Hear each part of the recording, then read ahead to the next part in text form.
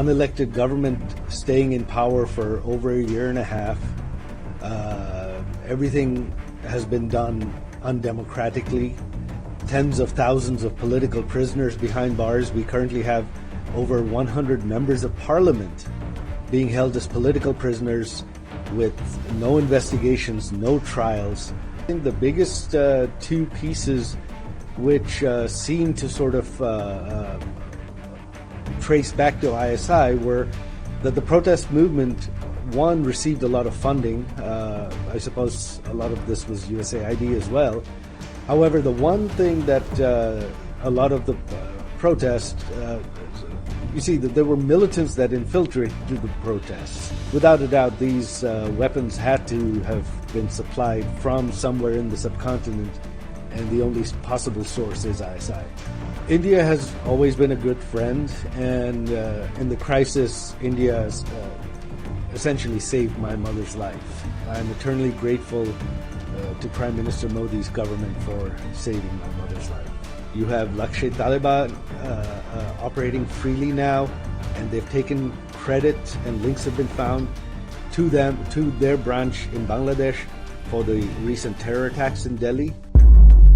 So much for talking to me, and I really appreciate your time. The last time we spoke, you staunchly defended your mother, former Prime Minister Sheikh Hasina, and denied any wrongdoings. More than a year later, looking at how events have unfolded in Bangladesh, what's your assessment of the current situation? Do you still believe this was entirely politically motivated? Well, look, our government, during the protests last year, yes, there was some mishandling of the protests initially. The protests turned violent. Our government attempted to stop the violence. But yes, there was certainly a political motivation to it. You've had an unelected government staying in power for over a year and a half. Everything has been done undemocratically. You still have tens of thousands of political prisoners behind bars. We currently have over 100 members of parliament being held as political prisoners with no investigations, no trials. So at this point, it definitely is a political coup, if you will. Now, if we talk about like a Western pressure or a US pressure, do you at any point or your mother ever receive any direct threats from any US official? And if not explicit threats, were there any subtle forms of pressure from Washington in the lead up to the July 2024 events? No, we've not received any threats whatsoever. The only slight issue was the U.S. was the only country that issued a negative statement on our 2024 elections, which our opposition boycotted. Other than that, the elections were regarded as peaceful by everyone. So there was no direct pressure, there were no threats, and we've never received any pressure or threats since. Now, of course, there is a completely new government in the U.S., and the situation is completely different. So are you hopeful that, things might move in another direction with this new administration that took over this January in the United States? Yes, we've seen a very distinct change in outlook. President Trump himself announced at a press conference earlier this year that the previous administration, through USAID, had spent millions of dollars on regime change in Bangladesh. He was referring to the protests last year. So I think the U.S. attitude has definitely changed, and they're certainly more concerned about the threat of terrorism and the rise of Islamism in Bangladesh than the previous administration was. You're suggesting that there is a change from this regime. Has anyone tried to reach out to you from this new administration? Any U.S. officials from the State Department NSC, folks from the White House. Have you heard anything, or are you in talks with anyone? I can't really disclose that right now. Okay. You've suggested Pakistani ISI involvement in the protest movement. Can you provide specific evidence that the ISI assisted the student demonstrations in Bangladesh? We've received bits and pieces of information, but I think the biggest two pieces which seem to sort of trace back to ISI were that the protest movement, one, received a lot of funding. I suppose a lot of this was USAID as well. However, the one thing that a lot of the protests, you see that there were militants that infiltrated the protests, and many of them were armed. They were armed with firearms. Many of them were caught on video with firearms shooting. And without a doubt, these weapons had to have been supplied from somewhere in the subcontinent, and the only possible source is ISI. Let's just, talk about India's role in this whole dynamics. What role do you believe India played during the crisis, and how do you assess New Delhi's current position on providing asylum to your mother?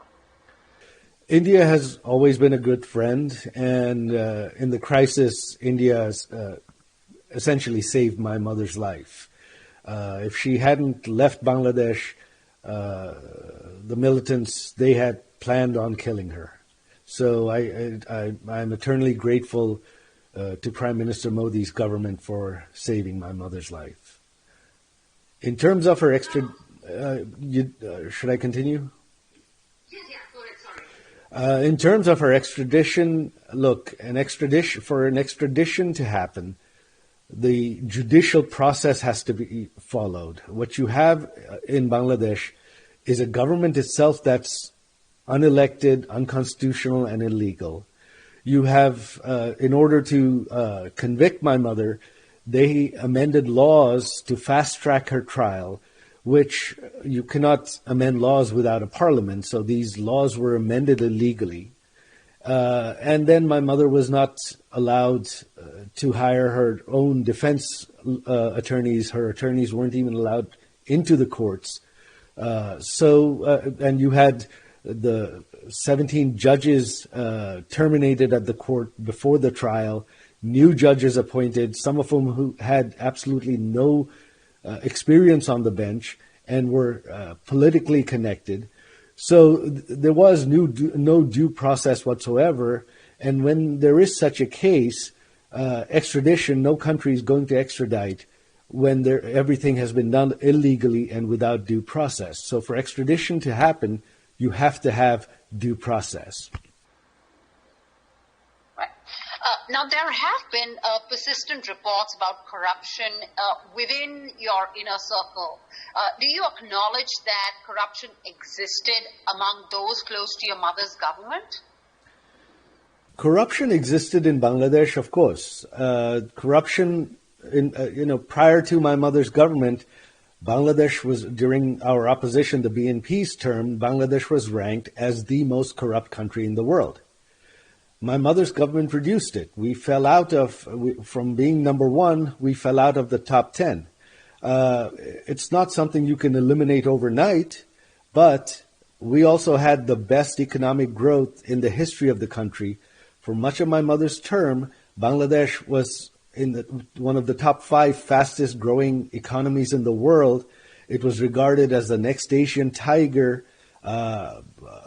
It graduated from a least developed country to a developing country. Did corruption go away? No. But this level of development and economic growth would not have been possible with major corruption. On the interim government at this point, what evidence can you provide that Dr. Mohammad Yunus lacks popular support?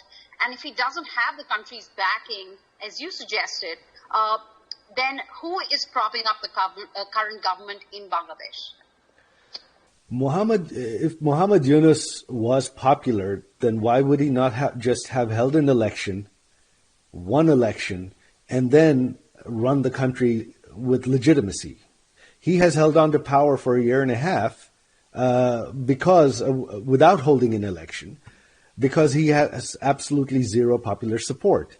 The political party that the students formed, the NCP, in all the polling run in Bangladesh to date, within this government's term, they're polling at simply 2%. They've never gone above 2% popularity.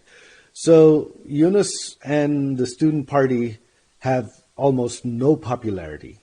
And that is why they've held on to power without an election.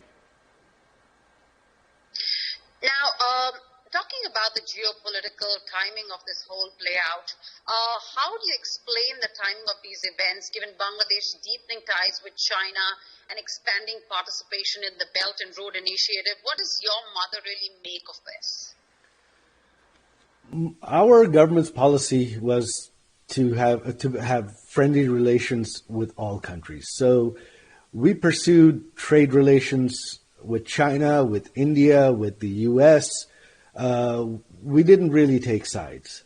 So I don't think that really had anything to do with it.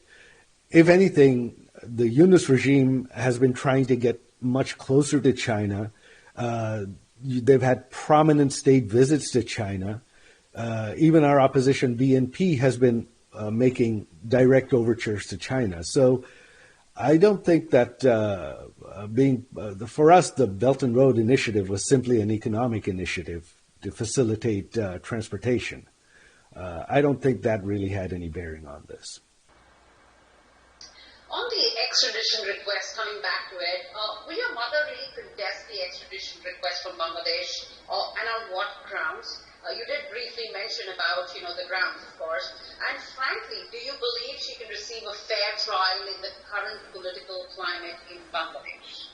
Not at all. This was a rubber stamp court. This was a kangaroo court. Right now, for the past year and a half, tens of thousands of political prisoners have been held without bail. So right now there is no rule of law in Bangladesh, and so justice is simply not possible. Someday when democracy returns, when rule of law returns, of course we will fight this. And there is absolutely no way this trial, this process will be upheld by any court. It's simply not possible because it was so blatantly executed. And finally question, what message would you send to Indian authorities, the Prime Minister of India, as they consider how to handle this extradition request? I think they know very well how to handle this extradition request. I don't think the Indian government is going to respond to such an illegal request. I really don't have any opinion on that whatsoever because I have faith in the Indian democracy, in their belief in the rule of law. What should really concern India is that the Yunus regime, you had asked, who is propping them up? It is Jamaat-e-Islam, which are the largest Islamic party. They have released tens of thousands of terrorists that our government had convicted and sentenced to prison. They've released them. You have Lashkar Taiba operating freely now, and they've taken credit and links have been found to their branch in Bangladesh for the recent terror attacks in Delhi. So I think Prime Minister Modi is probably very, very concerned about terrorism from Bangladesh right now. Subscribe to One India and never miss an update. Download the One India app now.